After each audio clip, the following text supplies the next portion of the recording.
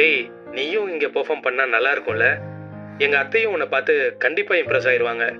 அதுவும் இல்லாமல் இந்த கம்பெனியில் உன்னையும் சேர்த்துப்பாங்கன்னு எனக்கு தோணுது. ஆனால் அவளுக்கே ஒரு சர்ப்ரைஸ்.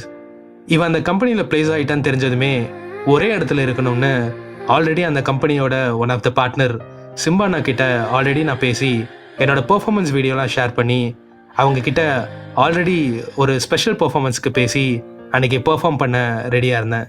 அன்றைக்கி பெர்ஃபார்ம் பண்ணதுக்கப்புறம் சிம்பானா என்னை ஸ்டேஜில் எல்லார் முன்னாடியும் ரொம்பவே அப்ரிஷியேட் பண்ணார். அதுக்கப்புறம் என்னை அவங்க கம்பெனியில் சேர சொல்லி ஒரு ஆஃபரும் கொடுத்தாங்க. ஆனால் நானும் பிரார்த்தனாவும் லவ் பண்ணுறது அங்கே யாருக்குமே தெரியாது. அந்த டீமில் லாஸ்ட்டாக ஜாயின் பண்ணது நான் தான். ஆனால் போக போக என்னோடய பேஷன், என்னோடய ஒர்க், சிம்பானா என் மேலே வச்ச ட்ரஸ்ட் என்னையும் அவரையும் ரொம்ப க்ளோஸ் ஆக்குச்சு. அப்படியே நாங்கள் லவ் பண்ணுறதும் எங்கள் ஆஃபீஸில் எல்லாருக்கும் தெரிஞ்சது. அப்படியே அப்பப்போ எங்களை கிண்டல் பண்ணுவாங்க. அப்படியே போயிட்டு இருந்துச்சு. காலேஜ் டைமில் பிரார்த்தனா கூடயும் ஈவினிங்லேருந்து சிம்பானா கூடயும் தான் நாட்கள் போச்சு. வீட்டுக்கு கூட போகாமல் அவர் கூடயே தான் நிறைய நாள் இருந்தேன். எங்களோட கனவுகள் அந்த மாதிரி.